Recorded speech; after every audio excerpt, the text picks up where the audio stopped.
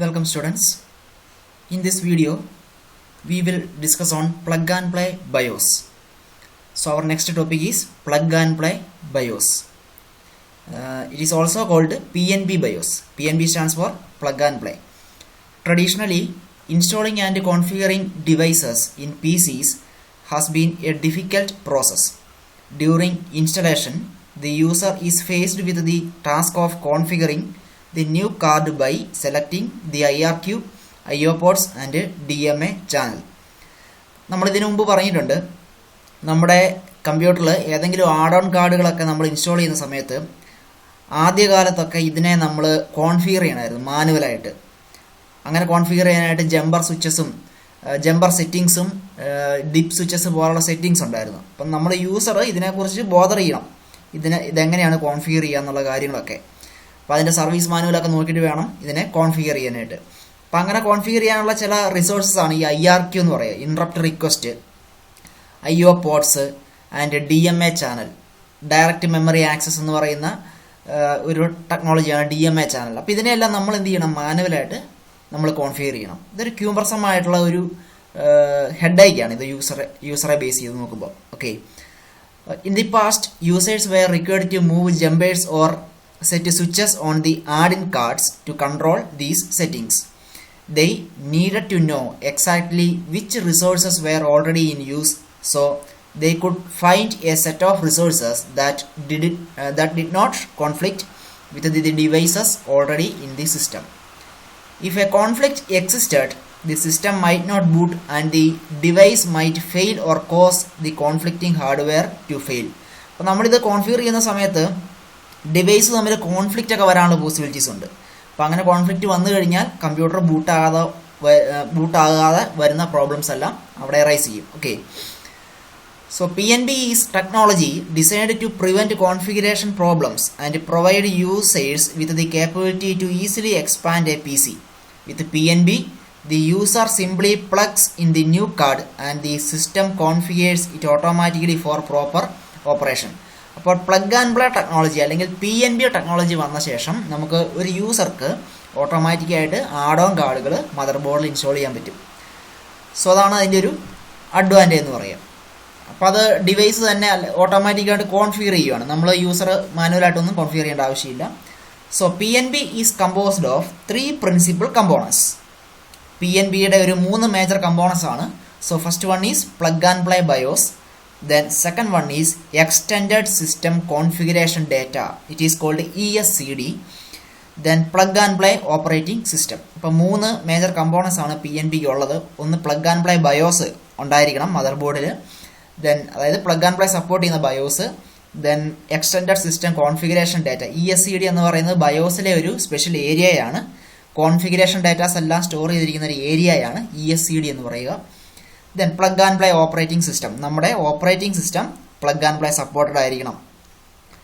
The PNB BIOS initiates the configuration of the PNB cards during the boot up process. PNB card എന്ന് ഉദ്ദേശിക്കുന്നത് നമ്മുടെ add on card തന്നെയാണ്, mother ബോർഡിൽ നമ്മൾ install ചെയ്യുന്ന ആഡ് ഓൺ കാർഡ് തന്നെയാണ്. അതായത് പ്ലഗ് ആൻഡ് പ്ലേ സപ്പോർട്ടുള്ള ആഡ് ഓൺ കാർഡുകൾ ജസ്റ്റ് കണക്ട് ചെയ്യുക, അത് ഓട്ടോമാറ്റിക്കലി കോൺഫിഗർ ആയിക്കോളും. അങ്ങനെയുള്ള കാർഡുകളെയാണ് PNB കാർഡ് എന്നുകൊണ്ട് മീൻ ചെയ്യുക. If the cards previously were installed, the BIOS reads the information from ESCD, initializes the cards and boots the system. നമ്മുടെ കമ്പ്യൂട്ടറിൽ കണക്ട് ചെയ്തിരിക്കുന്ന PNB ഡിവൈസുകളുടെ എല്ലാം ഡാറ്റ, കോൺഫിഗറേഷൻ ഡാറ്റ ESCD എന്ന് പറയുന്ന ഏരിയയിൽ സ്റ്റോർ ചെയ്ത് വെച്ചിട്ടുണ്ട്. ബയോസിലെ തന്നെ ഒരു ഏരിയയാണ് ESCD. അപ്പോൾ ആ കോൺഫിഗറേഷൻ ഡീറ്റെയിൽസ് എല്ലാം എവിടെ അവൈലബിൾ ആണ്? ഈ എക്സ്റ്റൻഡഡ് സിസ്റ്റം കോൺഫിഗറേഷൻ ഡാറ്റ എന്ന് പറയുന്ന ഏരിയയിൽ അവൈലബിൾ ആണ്. അപ്പോൾ കമ്പ്യൂട്ടർ ഓൺ ചെയ്ത് വരുന്ന സമയത്ത് ബയോസ് ആ ESCDയിൽ നിന്ന് ആ കോൺഫിഗറേഷൻ ഡാറ്റ റീഡ് ചെയ്തെടുക്കും. കാരണം ഈ ഡിവൈസുകളെയൊക്കെ ഇനീഷ്യലൈസ് ചെയ്യണം, അതിന് വേണ്ടിയിട്ടാണ്. ഓക്കെ, അപ്പോൾ അങ്ങനെ ESCDയിൽ നിന്ന് ആ ഡിവൈസിൻ്റെ ഡീറ്റെയിൽസ് ഫെച്ച് ചെയ്തെടുക്കുക, പിന്നെ അതിനുശേഷം ബൂട്ട് ചെയ്യും. During the installation of new PNB cards, അപ്പോൾ പുതിയ കാർഡുകൾ, ഈ നമ്മൾ കുറച്ച് മുമ്പ് പറഞ്ഞത് പ്രീവിയസ്ലി ഇൻസ്റ്റാൾഡ് കാർഡ്സിൻ്റെ കേസാണ്. ഓക്കെ, ഡാറ്റ ഓൾറെഡി ESCDയിൽ അവൈലബിൾ ആണ്. ഇനി പുതിയ PNB കാർഡ് വരുമ്പോൾ എന്ത് സംഭവിക്കും? The BIOS consults the ESCD to determine which system resources are available and needed for the add-in card. അപ്പോൾ ഏതെങ്കിലും ഒരു പുതിയ ആഡ് ഓൺ കാർഡ് നമ്മൾ ഇൻസ്റ്റാൾ ചെയ്യുന്ന സമയത്ത് ബയോസ് ESCD ആയിട്ട് ചെക്ക് ചെയ്തിട്ട് ആ കാർഡിന് ഏതൊക്കെ റിസോഴ്സസ് കൊടുക്കാൻ പറ്റും എന്നുള്ളതൊക്കെ ചെക്ക് ചെയ്യും. If the BIOS is capable of finding sufficient available resources it configures the card. Okay, അപ്പോൾ അതിന് വേണ്ട റിസോഴ്സസ് ഒക്കെ അവൈലബിൾ ആണെന്നുണ്ടെങ്കിൽ, ഈ പറഞ്ഞാൽ IRQ ചാനലോ DMA അങ്ങനെയുള്ള കാര്യങ്ങളൊക്കെ അവൈലബിൾ ആണെന്നുണ്ടെങ്കിൽ ആ കാർഡിനെ ബയോസ് തന്നെ കോൺഫിഗർ ചെയ്യും. However if the BIOS is incapable of locating sufficient available resources, the plug and play routines in the operating system complete the configuration process. In case BIOSന് ഇതിനെ configure ചെയ്യാൻ പറ്റിയില്ല എന്നുണ്ടെങ്കിൽ ആ പുതിയ കാർഡിനെ കോൺഫിഗർ ചെയ്യുന്ന ആരാണ്? നമ്മുടെ PNB OS ആണ്, plug and play operating system ആണ്. During the configuration process, the configuration registers in flash BIOS on the card and the ESCD are updated with the new configuration data. Okay, ഇതൊക്കെ flash ബയോസിലുള്ള registers ആണ്, configuration രജിസ്റ്റേഴ്സും അതുപോലെ തന്നെ ESCDയും. അപ്പോൾ ഒരു പുതിയ ഡിവൈസിനെ configure ചെയ്ത് കഴിഞ്ഞാൽ ഇതിനകത്തുള്ള ഡാറ്റാസ് എല്ലാം അപ്ഡേറ്റ് ചെയ്യും. So next one is PNB device IDs. All plug and play devices must contain a plug and play device ID to enable the operating system to uniquely recognize the device so it can load the appropriate driver software. നമ്മൾ use ചെയ്യുന്ന എല്ലാ plug and play ഡിവൈസിനും ഒരു PNB ID ഉണ്ടായിരിക്കും. എല്ലാ ഡിവൈസിനും unique ആയിട്ടൊരു ID ആയിരിക്കും.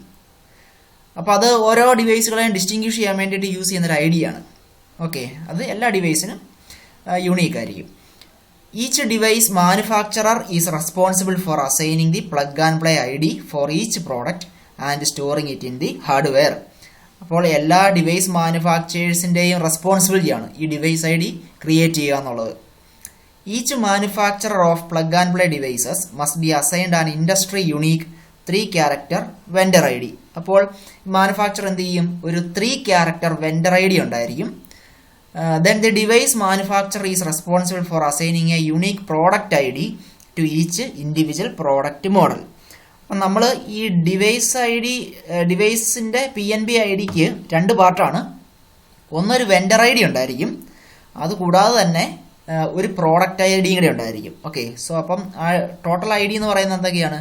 Vendor ID plus device ID. After an ID is assigned to a product model, it must not be assigned to any other product model manufactured by the same company. അപ്പോൾ നമ്മൾ ഒരു പ്രോഡക്റ്റിന് ഒരു product ID കൊടുത്തു കഴിഞ്ഞാൽ നമ്മൾ വേറൊരു ഡിവൈസിന് ഒരിക്കലും ID കൊടുക്കുകയില്ല. ഓക്കെ,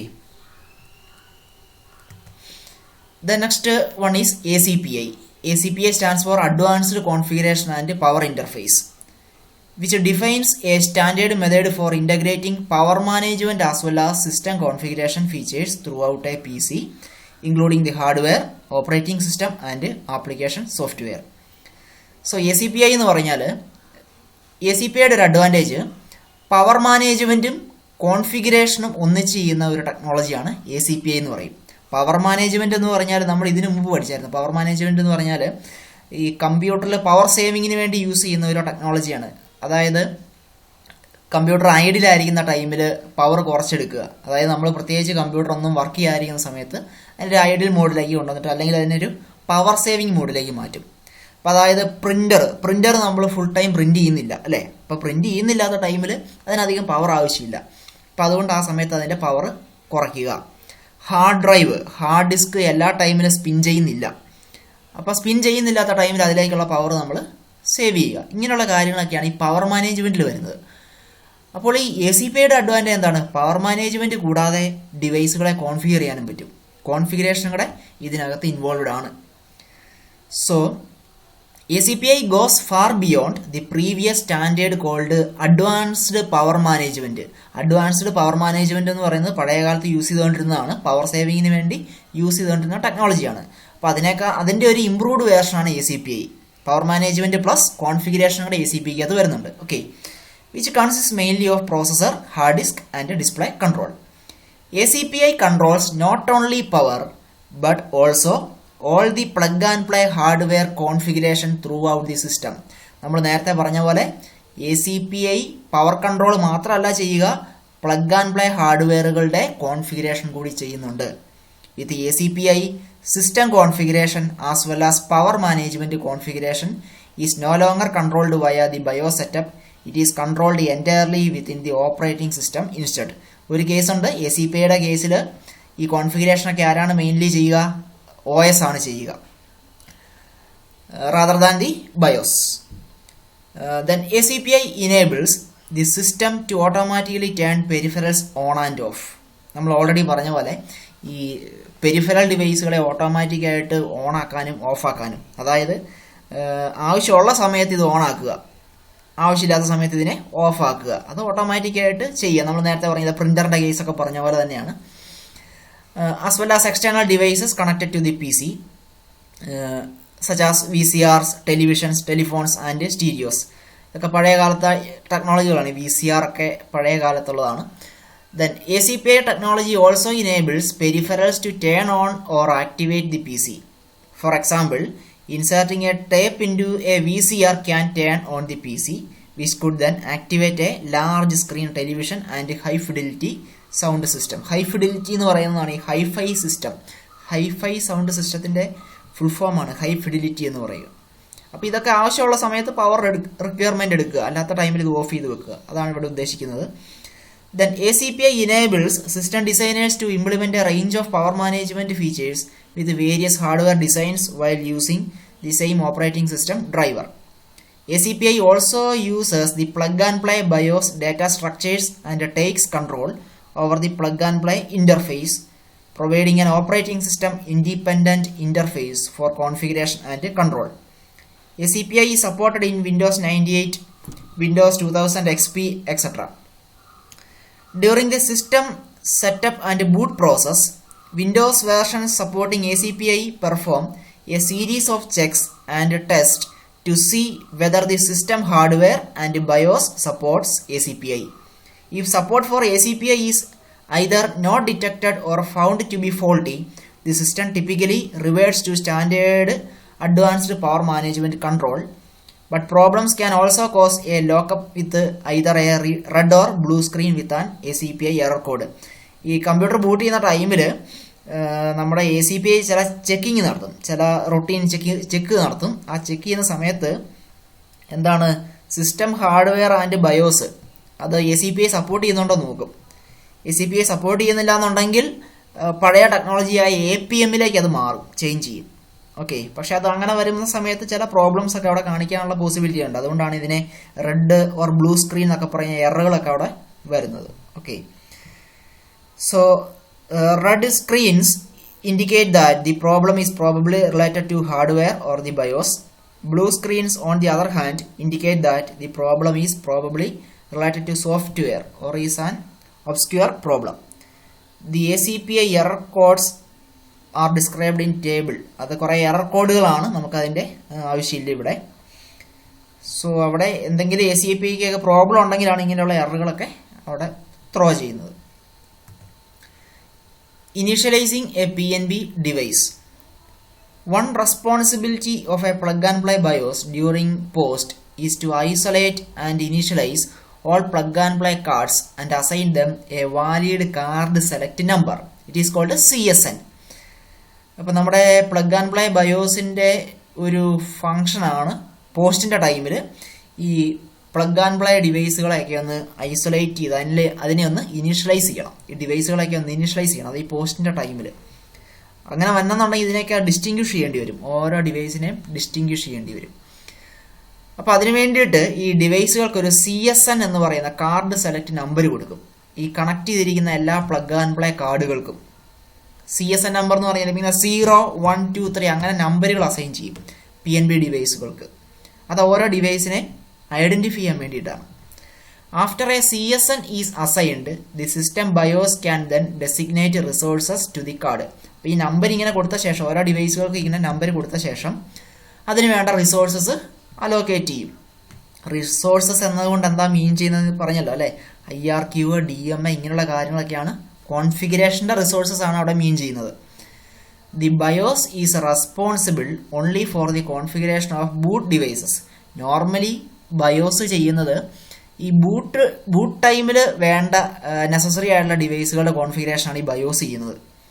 ബൂട്ട് ടൈം വേണ്ട ഡിവൈസുകൾ എന്ന് പറയുമ്പോൾ വളരെ എമർജൻസി ആയിട്ടുള്ള ഡിസ്പ്ലേ കാർഡ് പോലുള്ള ഡിവൈസസുകളാണ് ഉദ്ദേശിക്കുന്നത്. ഡിസ്പ്ലേ കാർഡ് എന്ന് പറഞ്ഞാൽ മോണിറ്ററിൻ്റെയാണ് അല്ലേ, അതൊക്കെ വളരെ നെസസറി ആയിട്ടുള്ളതാണ് ഓൺ ചെയ്യുന്ന ടൈമിൽ തന്നെ. അപ്പോൾ അങ്ങനെയുള്ള കാർഡുകളുടെയൊക്കെ കോൺഫിഗറേഷനാണ് നമ്മുടെ ബയോസ് ചെയ്യുന്നത്.